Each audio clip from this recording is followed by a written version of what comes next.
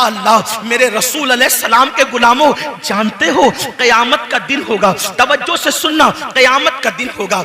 एक माँ अपने बेटे से कहेगी मुझे एक नेकी दे, बेटा कहेगा तू कौन है मैं नहीं जानता, और बेटा अपनी माँ से कहेगा अम्मी मुझे एक नेकी दे। उस दिन माँ कहेगी तू कौन है मैं नहीं तुझे जानती, मुझे नहीं पता मैंने किसी को जन्म भी दिया था या नहीं दिया था। वो दिन ऐसा होगा, कुरान कहता है अल अखिल्लाउ यौमइज़िन बादुहुम लिबादिन अदू इल्लल मुत्तकीन, सारे तुम्हारे पक्के दोस्त तुम्हारे दुश्मन हो जाएंगे। कुरान उस दिन के बारे में कहता है कोई दोस्त किसी के काम नहीं आएगा, कोई बेटा किसी बाप के काम नहीं आएगा, कोई बाप किसी बेटे के काम नहीं आएगा। अल्लाह अकबर, जहां रिश्ते खून के टूट जाएंगे, रिश्ते झूठे साबित होंगे, कोई किसी को नेकी देने के लिए तैयार नहीं, बेटा बाप को नहीं, बाप बेटे को नहीं, भाई भाई को नहीं, बहन भाई को नहीं, कोई किसी का नहीं होगा। हत्ता कि एक बात आपको बता दूं, ये मेरे उलमा मौजूद है, सच्चे उलमा, अगर मैं कोई गलती करूं तो मेरी इस्लाह करेंगे।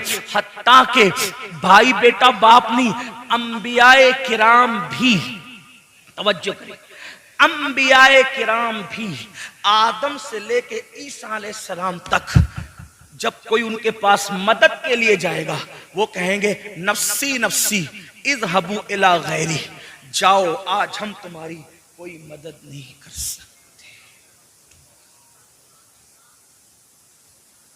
क्या तसव्वुर है, मैं तो यही रोना रो रहा हूं आपके सामने। आप ये कहते हो एक बार सुभान अल्लाह कहने से जन्नत मिलेगी, मुझे हैरत है, क्योंकि अल्लाह के रसूल ने फरमाया जिसकी नमाज नहीं उसकी कोई नफली इबादत कबूल नहीं। अल्लाह के रसूल का फरमान है। आप क्या बातें करने बैठ गए, आप कहां हो? मैं तो 11वीं की 11 देके पका रहा हूं, मैं जन्नत में न जाऊंगा तो कौन जाएगा? अल्लाह के रसूल फरमा रहे जिसकी नमाज नहीं उसकी कोई नफिल इबादत कबूल नहीं। मैं आपको मायूस करने नहीं आया, लेकिन अगर आप सोचते हैं कि रसूमात तुम्हें जन्नत में ले जाएगी तो याद रखना रसूमात बाद में है, पहले फराइज है। अगर आप फराइज को छोड़ के रसूमात की तरफ है, बड़ी माजरत के साथ ये अर्ज करना चाहता हूं, आप लोग बहुत खुश होकर के ये कहते हैं,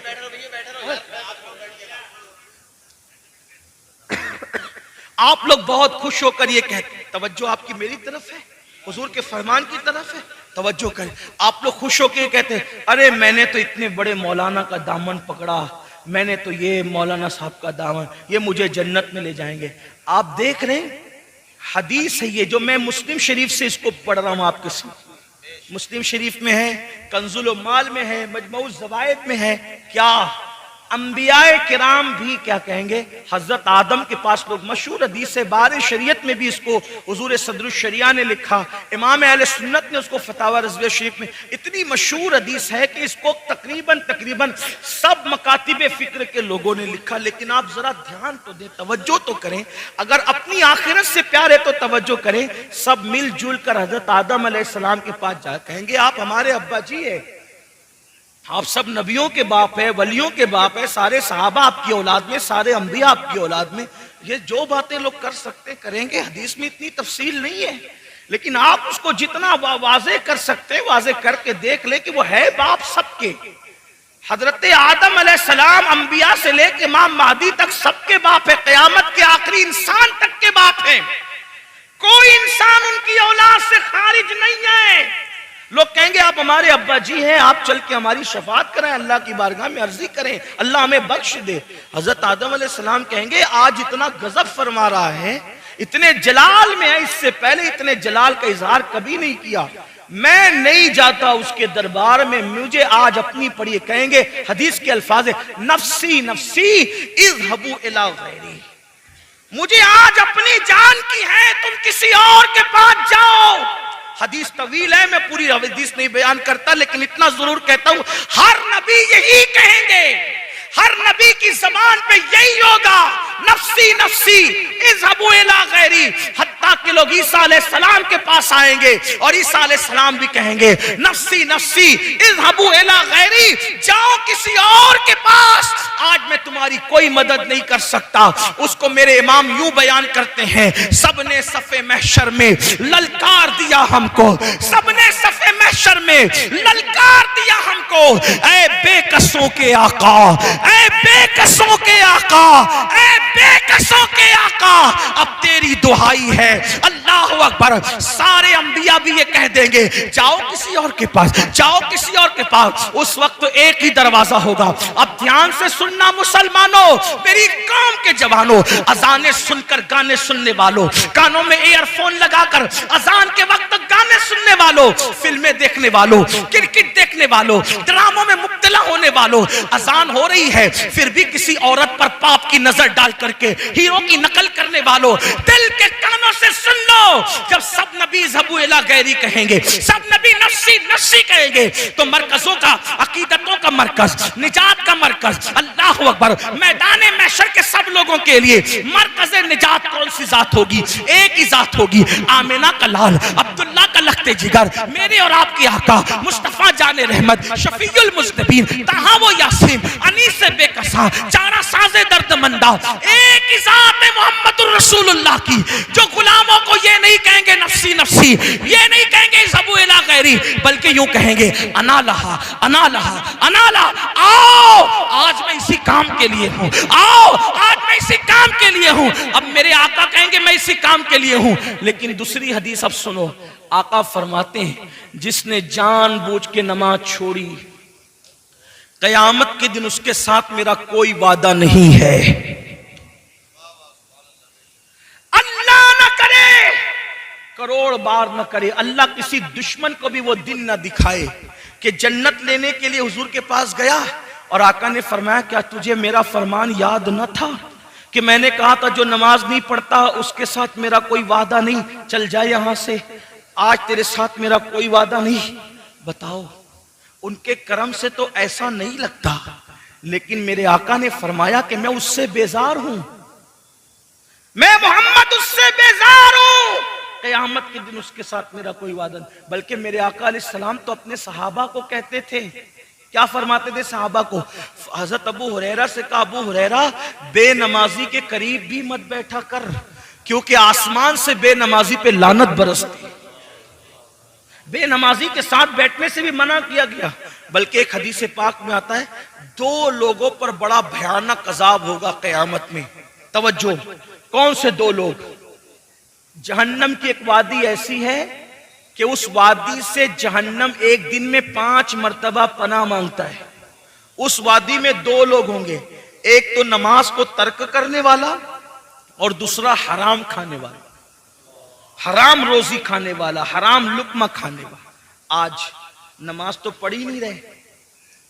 एक बात है, नमाज की खुसूसियत है, तवज्जो, नमाज की क्या, जब नमाज पढ़ते तो नमाज की बरकत से गुनाह खत्म हो जाते। ठीक, नमाज पढ़ते, नमाज की बरकत से गुनाह खत्म हो जाते हैं। लेकिन एक ऐसा गुनाह भी है कि वो करने से नमाज खत्म हो जाती। कोई गुनाह नमाज को खत्म नहीं करता, तवज्जो करें, कोई गुनाह नमाज को जाये नहीं करता, नमाज सारे गुनाहों को जाये कर देती है। लेकिन एक गुनाह ऐसा है जो नमाज को भी जाये कर देता है।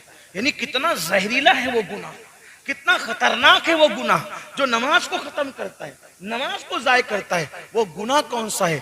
उस गुनाह को कहते हैं लुक्मे हराम, हराम रोजी, जिसमें आज मेरी कौम मुब्तला है। किस एतबार से? आज सबसे ज्यादा एडवर्टाइज किसकी आ रही है? जुए की। जंगली रमी खेलो, रातों रात करोड़पति बन जाओ, इतने लाख मिले, उतने लाख मिले। तो लोगों का क्या हाल है? चलो घर बैठे, किसने जाना यार पत्थर तोड़ने, किसने जाना किराना दुकान पे घंटों बैठने, किसने जाना मजदूरी करने। मोबाइल लो, नरम गद्दों पे लेटो और रमी खेलो और करोड़पति बन जाओ। याद रखना, लालच बुरी बला है, लालच बड़ी बदतरीन बला है। याद रखो, अगर जुए के चक्कर में पड़ोगे, जीत गए तो अंजाम अंजाम क्या? जीत गए तो अंजाम ये, अगर उसके पैसे से कपड़ा खरीदा जुए के पैसे से, तो जब तक के वो कपड़ा मौजूद रहेगा ना कोई इबादत कबूल है ना कोई दुआ कबूल है। अल्लाह अकबर। और अगर उसका घर बनाया तो जब तक उस हराम पैसे की ईंट मौजूद रहेगी लानत बरसती रहेगी जुआ खेलने वाले पर। अल्लाह अल्लाह, जुआ खेलना तो बहुत दूर की बात है, यहां तक फरमाया गया जो दुनिया में जुआ खेलता होगा कयामत के दिन इस हालत में उठेगा कि उसके हाथ सूअर के खून में रंगे हुए होंगे। कयामत के दिन इस हालत में उठेगा कि उसके हाथ सूअर के खून में रंगे हुए होंगे। आप अंदाजा तो करें, क्या अल्लाह से डर नहीं लगता? क्या कयामत पर अल्लाह अकबर वो यकीन नहीं जिस यकीन का हुक्म दिया गया है? एक तो ये जुआ है, याद रखना, इजी मनी के चक्कर में, शॉर्ट टाइम करोड़पति बनने के चक्कर में अल्लाह अकबर अपनी पूंजी को बर्बाद मत करो। ये जुआ है जिसने बड़े बड़े ताजदारों को, ये जुआ है जिसने बड़े बड़े करोड़पतियों को, ये जुआ है जिसने बड़े बड़े मालदारों को जमीन पर और रोड पे लाके खड़ा किया है। याद रखना, जुए की तरफ ना जाओ, वरना जो पूंजी पड़ी है वो भी जाय हो जाएगी, वो भी बर्बाद हो जाएगी। लालच बुरी बला है। और अल्लाह अकबर, एक तो जुआ है और जुए की मुख्तलिफ शक्लें हैं, कोई लॉटरी खेल रहा है, कोई कुछ कर रहा है, लेकिन हराम कारोबार की सबसे बदतरीन शक्ल जो है, जो नमाज पर बहुत असरअंदाज होती है, वो है सूद, वो है इंटरेस्ट, वो है ब्याज। अल्लाह अकबर, आज उम्मत मुस्लिमा के अंदर ब्याज बहुत बढ़ता जा रहा है, सूद बहुत बढ़ता जा रहा है।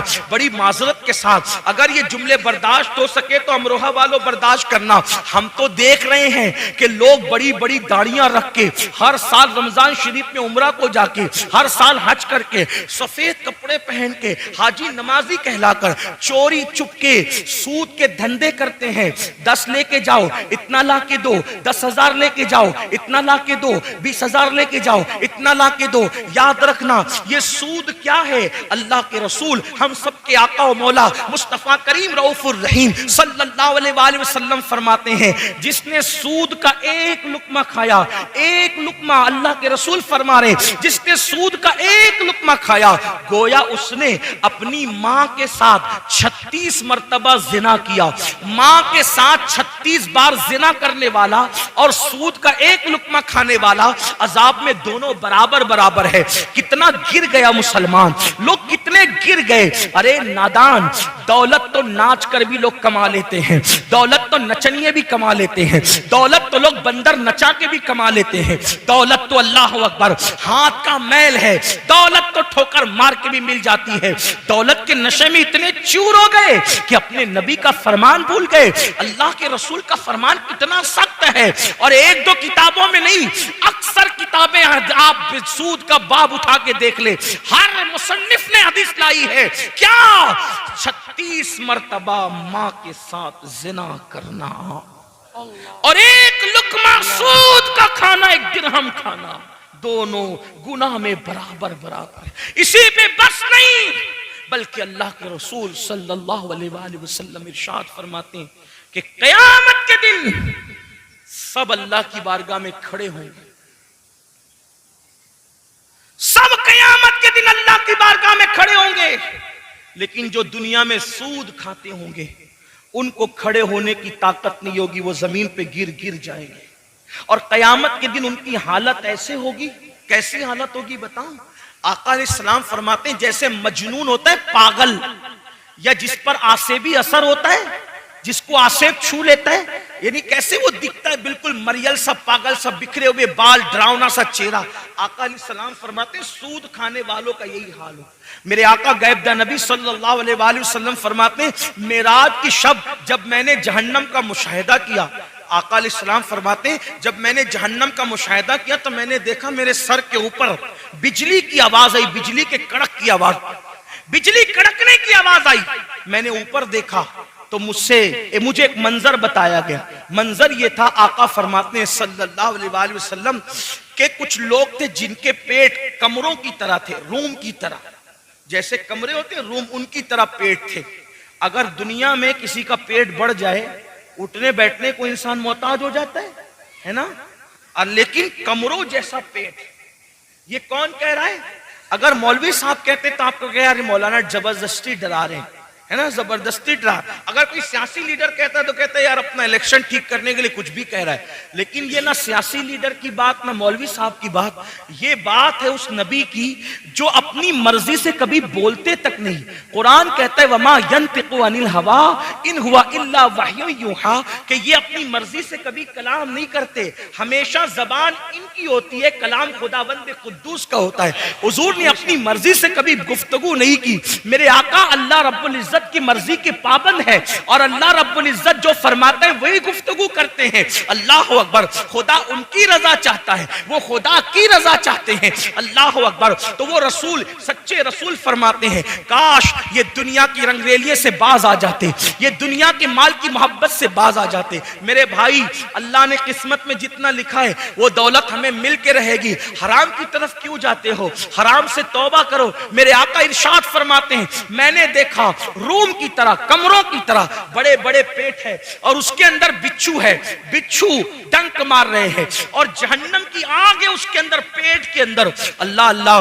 अगर कभी 4-6 कप चाय पी लो और पेट में जलन होने लगे तो कैसा लगता है आप जानते हैं? कभी मिर्च ज्यादा खा लो, पेट में जलन हो तो क्या होता है? मैं हैरान हूं, आप गौर फरमाएं, चाय 4-5 कप पीने की वजह से या मिर्च खाने से पेट में जलन हो तो बर्दाश्त नहीं होती। अल्लाह अकबर। जब पेट में जहन्नम के बिच्छू डाले जाएंगे और जब पेट कमरों की तरह होगा और पेट के अंदर जहन्नम की आग भड़क रही होगी, आका फरमाते हैं मैंने पूछा जिब्रील ये कौन लोग हैं जिनके पेट इस तरह से है? तो जिब्रील अमीन ने अर्ज़ की या रसूल अल्लाह सल्लल्लाहु अलैहि वसल्लम, ये सूद खाने वाले लोग हैं, ये सूद का धंधा करने वाले लोग हैं। अल्लाह अकबर। जानते हैं आप, अल्लाह अकबर, यहां तक इब्ने हजर मक्की लिखते हैं कि रमजानुल मुबारक की शबे कद्र में भी, तवज्जो करना, रमजानुल मुबारक की शबे कद्र में भी मैंने सूद खाने वालों की कब्र पर अजाब होते हुए देखा है। यानी शबे कद्र में, शबे कद्र में जिनकी कब्रों से अजाब नहीं उठाया जाता वो सूद खाने वाले। उठा के देखो, इब्ने हजर को पढ़ो, अपने आप पे रहम करो। ये जो धंधे हराम करके दूसरों के लिए माल कमा रहे हो, दूसरों के लिए जमा रहे हो, दूसरे मौज मस्ती करेंगे, दूसरे ऐश इशरत करेंगे, लेकिन मेरे भाई तुझे अपनी कब्रों में अजाब भुगतना पड़ेगा। और सूद से मुताल्लिक आखिरी बात कह के और उसके बाद एक बात बयान करके मैं अपनी गुफ्तगू मुकम्मल करना चाहता हूं। तवज्जो से सुनना। सबसे बड़ी बात, सबसे बड़ी बात याद रखना, सूद मर जाना, मेरा जुमला लिख, मर जाना, सूद नहीं खाना। सूद भीख मांग लेना, सूद नहीं खाना। और ये भी सुने, जितना गुनाह सूद लेने वाले को है, जो लेने वाला जितना बड़ा गुनहगार है उतना देने वाला भी गुनहगार है, उतना ही लिखने वाला भी गुनहगार है, उतना ही गवाह बनने वाला भी गुनहगार है। आजकल गरीब लोग बहुत आसानी के साथ कहते हैं हजरत बिटिया की शादी थी इसलिए मजबूरन ले लिया। मैंने कहा किसने कहा था कि बेटी की शादी अल्लाह को नाराज करके करनी? अल्लाह के रसूल अलैहिस्सलातु व तस्लीम सुन ले, हमारे अकीदे में दुनिया में रसूलुल्लाह से बड़ा मालदार इंसान ना कोई था, ना है, ना हो सकता है। वो और लोग हैं, वो और लोग हैं, वो और लोग हैं जो नबी को गरीब, मुफलिस और कंगाल कहते हैं। वल्लाह हमारे अकीदे में नबी की शान ये है, आसमा खान, जमी खान, जमाना मेहमान, साहिबे खाना लकब किसका है? तेरा तेरा। और खालिके कुल ने आपको मालिके कुल बना दिया, दोनों जहां है आपके, कब्जा व इख्तियार में जहां बानी अता कर दे, भरी जन्नत हिबा कर दे। नबी मुख्तार कुल है, जिसको जो चाहे अता कर दे, जहां में उनकी चलती है वो दम में क्या से क्या कर दे, जमी को आसमां कर दे, सुरज्जा को सरा कर दे, हवा में उड़ने वाले यूं न इतराए निदा कर दे, वो जब चाहे जिसे चाहे उसे फरमा रवा कर दे। नारे तकबीर। जन्नत हो, जो मालिक जन्नत हो, उससे बड़ा मालदार कौन हो सकता है? सिद्दीक और फारूक जैसे जिनके गुलाम हो, उससे बड़ा मालदार कौन हो सकता है? जिब्रील जिसका खादिम हो, उससे बड़ा मालदार कौन हो सकता है? लाओ ना कोई ऐसा खादिम और लाओ कोई ऐसा मखदूम। जब खादिम की ये शान है कि वो सिदरतुल मुंतहा पे रहते हैं, बल्कि मेरे इमाम तो कहते हैं कि वो खादिम भी है और दरबान भी है। कहते तेरे दर का दरबा है जिब्रील आजम। मेरे इमाम कहते हैं हमारे नबी की शान देखो, तेरे दर का दरबा है जिब्रील आजम, तेरा मदह खाह रसूलो वली है बेताब जिसके लिए अर्श आजम, वो उस राह रवे लामका की गली है। तमन्ना है फरमाए ये रोजे महशर, ये तेरी रिहाई की चिट्ठी मिली है, और शफात करे हश्र में जो रजा की, सिवा तेरे किसको ये कुदरत मिली है। हुजूर से बड़ा कोई मालदार नहीं। क्यों? इसलिए कि इमाम कहते हैं मैं तो मालिक ही कहूंगा, मालिक ही कहूंगा।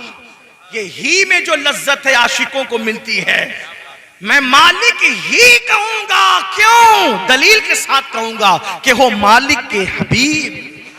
मैं तो मालिक ही कहूंगा कि हो मालिक के हबीब, यानी महबूब व मुहिब में नहीं मेरा तेरा। कुछ लोगों का ख्याल यह कि हम लोग नबी को शरीक मानते हैं। मैंने कहा उस पर लानत है जो शरीक मानता हूं, क्योंकि नबी को शरीक खुदा मानने में कोई फजीलत ही नहीं रहती। तवज्जो है आपकी? हाँ यही बात है। नहीं समझ में आती बात? शरीक मानने में नबी की कोई फजीलत नहीं रहती।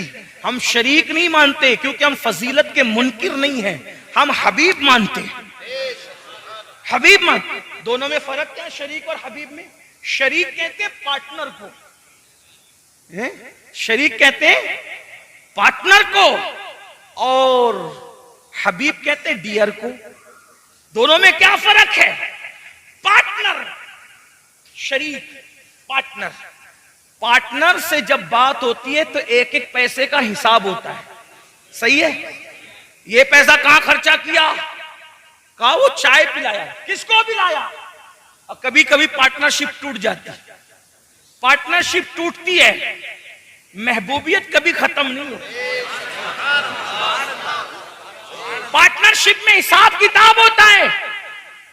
मैंने ये किया, तूने क्यों किया, 25 रुपए के भाव में बेचना था, तूने 24 में क्यों बेचा, ये सब हिसाब होता है। यार एक एक रुपये पर पार्टनरशिप में हिसाब हो रहा था, उतने में हबीब आया। कौन? बेटा, अब्बू जी आईफोन 14 आ गया है, ले लूं? कितने का है? 3 लाख का। हाँ जाओ ले लो। अरे भाई 1 रुपये पे उससे लड़ रहा था और इसको 3 लाख रुपए एक जुमले में दे दिया, तो वो कहेगा नादानो, वो शरीक था, ये हबीब है।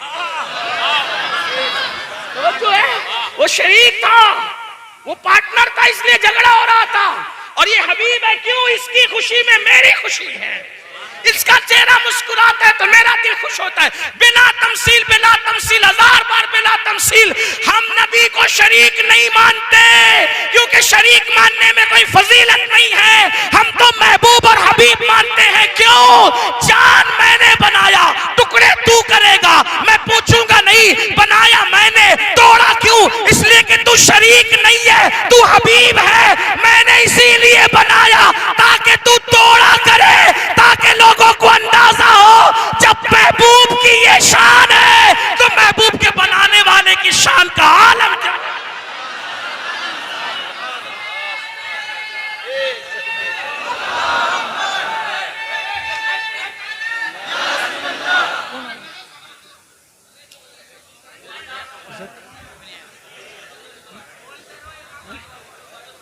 आगे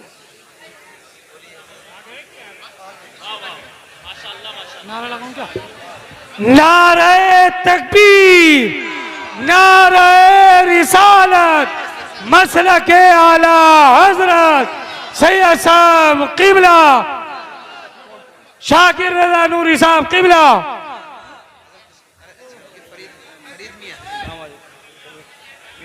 सैयद फरीद हसनैन मियां साहब किबला। नारे तकबीर, नारे रिसालत।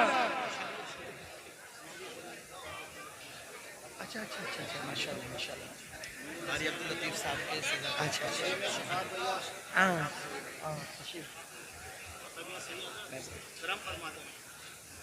एक बार सब दुरूद पढ़ ले अल्लाहुम्मा सल्ली अला सय्यदिना व शफीना व मौलाना सल्लल्लाहु अलैहि वसल्लम नहनु इबादु मुहम्मदिन सल्लल्लाहु अलैहि वसल्लम। तो याद रखें हम शरीक नहीं मानते और वो शरीक नहीं है और शरीक हो भी नहीं सकते और शरीक होने में कोई फजीलत भी नहीं है। तो अगर अल्लाह अकबर हम हबीब मानते हैं, हबीब का क्या मतलब? हबीब महबूब, सूरज मैंने डुबाया, तू इशारा करके निकाल देना। मैं ये नहीं कहूंगा कि तूने क्यों निकाला, बल्कि ये कहा जाएगा महबूब आज डुबाया इसलिए था कि तुम इशारा करके निकालोगे ताकि लोगों को पता चलेगा।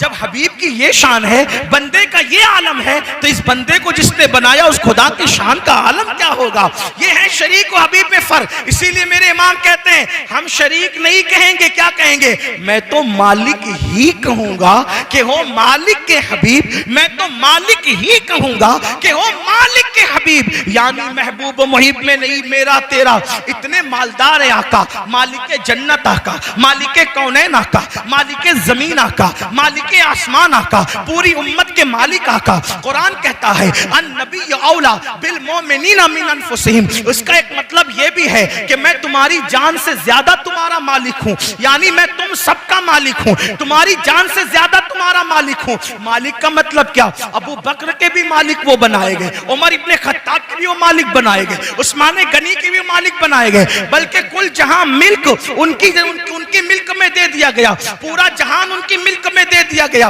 अल्लाह अकबर। और आपसे पूछना चाहता हूं, आप तो बड़ी सादगी से कहते हो मौलाना मैंने बेटी की शादी करनी थी, मजबूर हो गया था, इसलिए मैंने सूद से पैसा ले लिया। किसने कहा था आप अपनी बेटी को अल्लाह को नाराज करके शादी करें? आका, मेरे आका और आप सबके आका, इतने मालदार आका अगर अपनी बेटी की शादी इतनी सादगी से करते हैं कि एक चादर उड़ाते हैं। तवज्जो करें, मेरे आका ने जब अपनी शहजादी कौनैन मलका फिरदौस से बरी सैयदा फातिमतुज़ ज़हरा की जब शादी की मौला अली के साथ निकाह किया तो एक चादर उनके सर पे डाली। उस चादर के मुतालिक सीरत निगारों ने लिखा है कि जब मेरे आका ने अपनी शहजादी के सर पर जो चादर डाली थी शादी के दिन, उसमें कमोबेश 17 पेवन लगे हुए थे।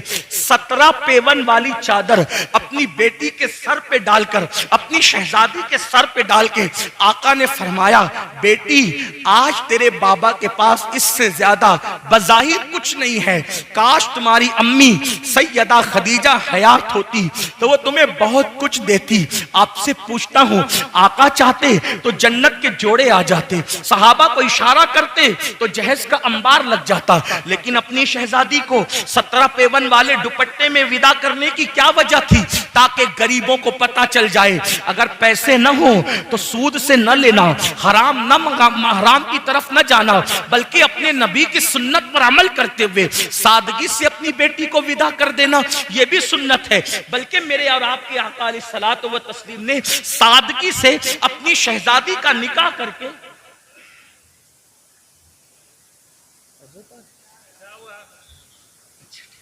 इस्तिकबाल कर, चलिए हज़रत का हज़रत तशरीफ लाए तो इस्तिकबाल करें। नारे तकबीर, नारे रिसालत, नारे रिसालत।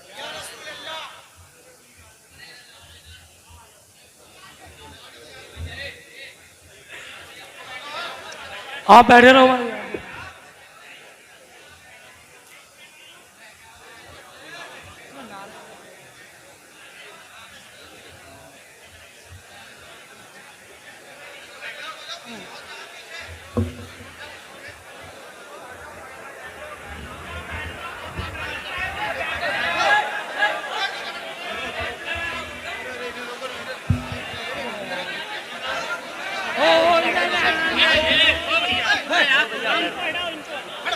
यार कैसे यार इंसान है यार, मानते नहीं है यार। नीचे बैठो, नीचे।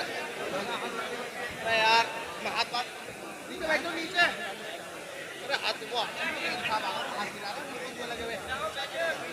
नीचे बैठो, नीचे भाई साहब, नीचे।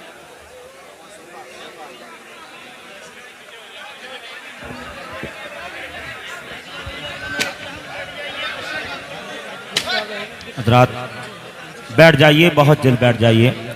बड़े अदब व एहतराम के साथ बैठें, तशरीफ रखें, अपनी मातों की निगाहों से सैयद साहब का दीदार करते रहें। आप बैठ जाएं, एक मरतबा दुरूद शरीफ पढ़ लें।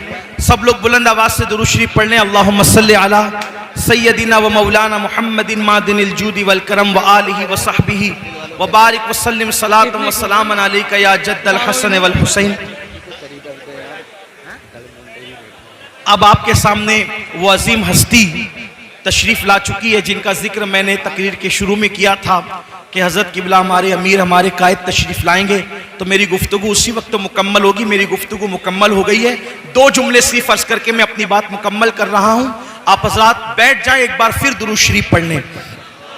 अल्लाह रब्ब मुहम्मदिन सल्लल्लाहु अलैहि वसल्लम नहनु इबाद मुहम्मदिन सल्लल्लाहु अलैहि वसल्लम सलातुन व सलामन अलैका या जद्दल हसन वल हुसैन। तो अर्ज इतना कर रहा था कि कितनी मजबूरी आ जाए, कभी सूद की तरफ मत जाना, कभी ब्याज की तरफ मत जाना। अल्लाह के रसूल अलैहि सलाम फरमाते हैं, लेने वाला, देने वाला, गवाह बनने वाला, लिखने वाला, सबका एक ही गुनाह है, सब एक ही हुक्म में है। और आखिरी बात 2 जुमले अल्लाह के हबीब अलैहिस्सलातु व तस्लीम ने फरमाया, जो सूद लेते देते हैं उनके साथ अल्लाह ने ऐलान जंग किया है। अल्लाह जंग का ऐलान करता है। आपसे पूछना चाहता हूं, क्या हम किसी दुनिया के लीडर से जंग करें तो क्या जीत सकते हैं? मोहल्ले के कारपोरेटर से झगड़ा करें तो क्या जीत सकते हैं? मुझे बताओ, जब दुनिया के मामूली इंसान से हम जीत नहीं सकते तो सूद का धंधा करने वाले और सूद को प्रमोट करने वाले और सूद को फरोग देने वाले, उनसे अल्लाह ऐलान जंग कर रहा है। और कुरान में मेरे अल्लाह ने फरमाया, हम सूद को बर्बाद करेंगे, सूद को हलाक करेंगे, सूद को तबाह करेंगे और तिजारत को बढ़ाएंगे, तिजारत में बरकत अता करेंगे। तो याद रखो, जिसके साथ मेरा अल्लाह जंग का ऐलान करे उसमें ना कभी बरकत हो सकती है, ना कभी तरक्की हो सकती है, ना कभी कामयाबी हो सकती है। इसलिए आज ही सूद से तौबा कर लो। जो बंदे आज तक इसमें मुब्तला रहे, सच्चे दिल से तौबा कर लो। इसलिए कि जब कोई बंदा तौबा करता है तो अल्लाह रब्बुल इज्जत तौबा करने वालों की तौबा को कबूल करता है। गुनाह से तौबा करने वाला ऐसा है जैसे उसने गुनाह किया ही नहीं। मैं अपनी गुफ्तगू को इन्हीं जुमलों के साथ, अगर मेरी गुफ्तगू के दरमियान कोई गलती हो गई तो अल्लाह ताला मुआफ फरमाए।